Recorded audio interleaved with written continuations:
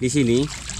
Nah, ini tidak ada hama, tidak ada penyakit, tapi tanaman layu seperti ini. Nah, ini faktor cuaca. Assalamualaikum warahmatullahi wabarakatuh. Salam petani muda milenial, tetap semangat dan ingat, menjadi petani itu tidak harus punya sawah. Pada kesempatan video kali ini, ketepatan di bulan Januari tahun 2022, yaitu musim hujan dengan curah yang sangat tinggi, itu tetap petani Probolinggo masih tanam bawang merah. Nah, di sini saya memberikan tips dan trik sekaligus berbagi pengalaman bagaimana cara tanam bawang merah di musim hujan. Tonton video ini sampai habis supaya teman-teman mendapatkan inspirasi dan informasi tentang budidaya bawang merah.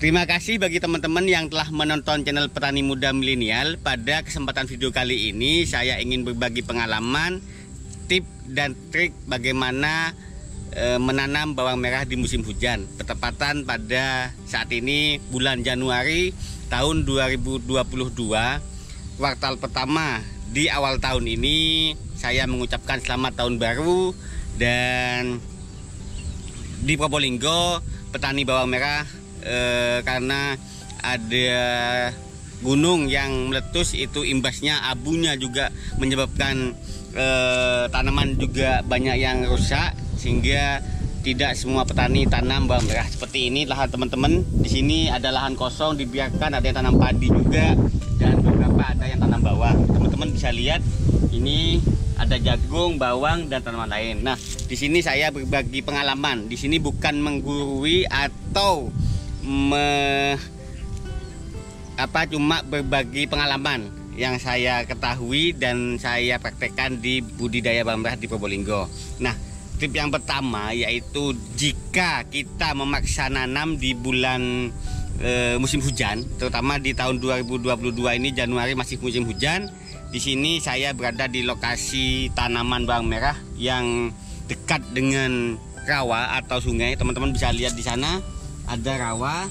Nah, di sini ada tanaman yang menurut saya kurang bagus. Kita akan review tanamannya dan sekaligus trik dan tipnya tanam bawang merah. Yang pertama yaitu pengairan harus bagus. Teman-teman bisa lihat seperti ini. Nah, air seperti ini kalau hujan di sini menggenang, di sini juga akan menggenang. Jadi pembuangannya tidak akan maksimal. Kalau bisa teman-teman jangan tanam di lokasi atau lahan yang seperti ini. Ini lokasi pembuangannya sulit. Ini cocoknya tanam padi atau tanaman lain selain bawang merah, karena bawang merah itu kalau curah hujan cukup tinggi itu akan tergenang, maka tanaman akan layu. Nah, ini tanaman yang pernah tergenang.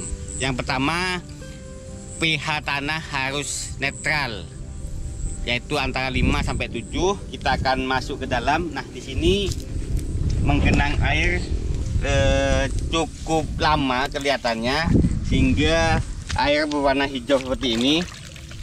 Teman-teman bisa lihat, ini bukan penyakit atau bukan hama, ini faktor cuaca teman-teman. Jadi bawang merah itu selain hama, ulat, gerandong, virus atau sejenis lainnya, juga pengendalian penyakit seperti moler, terus trotol, bercak ungu, penyakit-penyakit bawang merah lainnya, dan juga adalah faktor cuaca.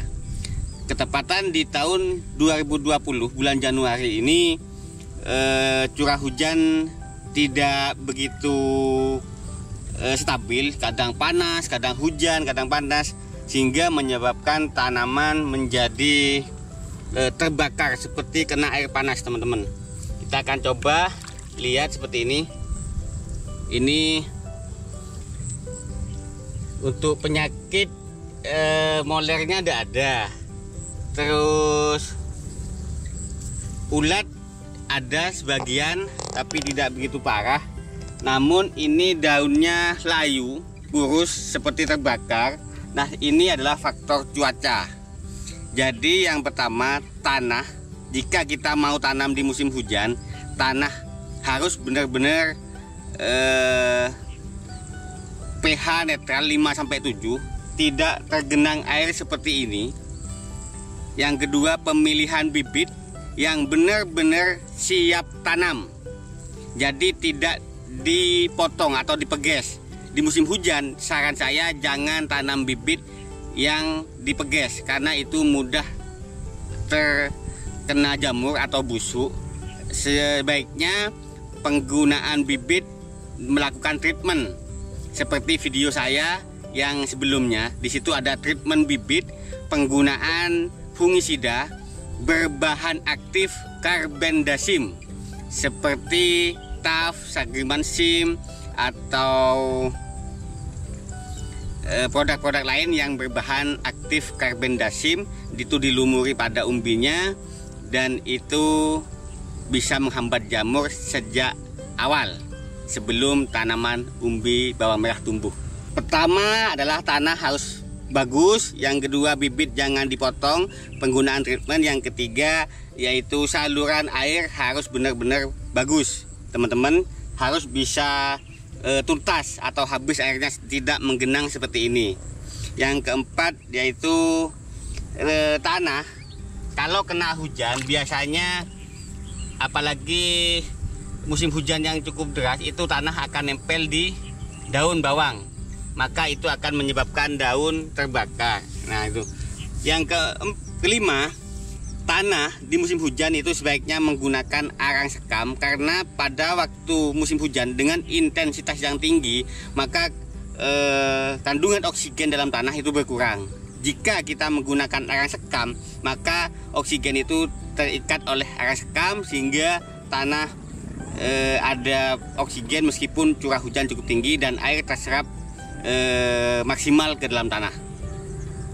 Nah, jika tanah itu becek atau seperti ini, nah ini becek seperti ini di dalam becek, kita bisa melakukan penaburan kalsium atau COCA3.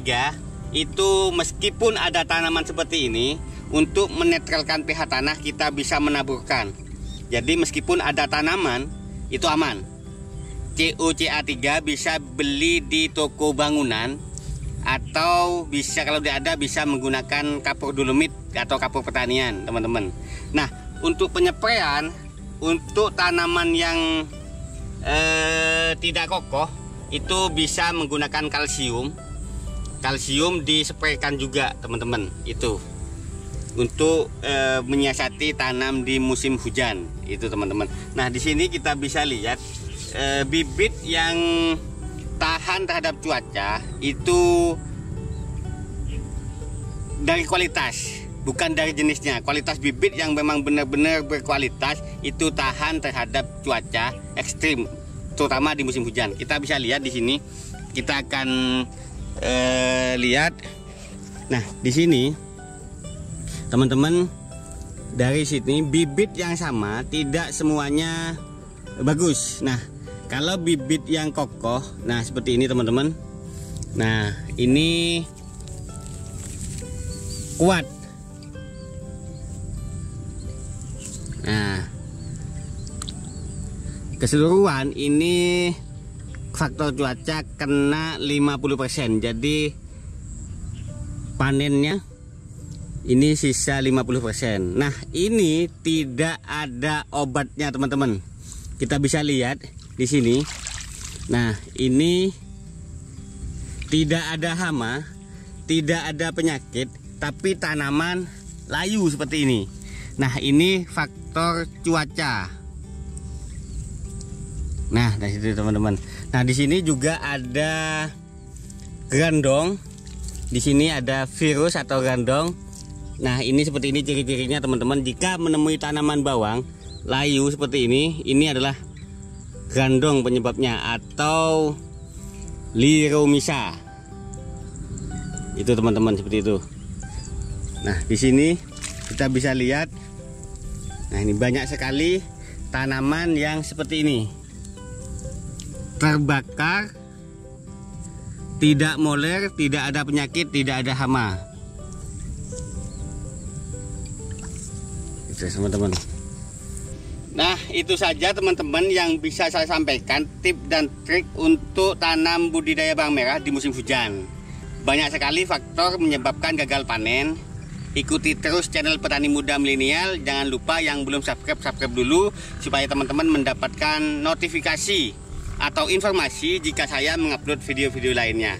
Cukup sekian, semoga bermanfaat. Wassalamualaikum warahmatullahi wabarakatuh. Salam Petani Muda Milenial.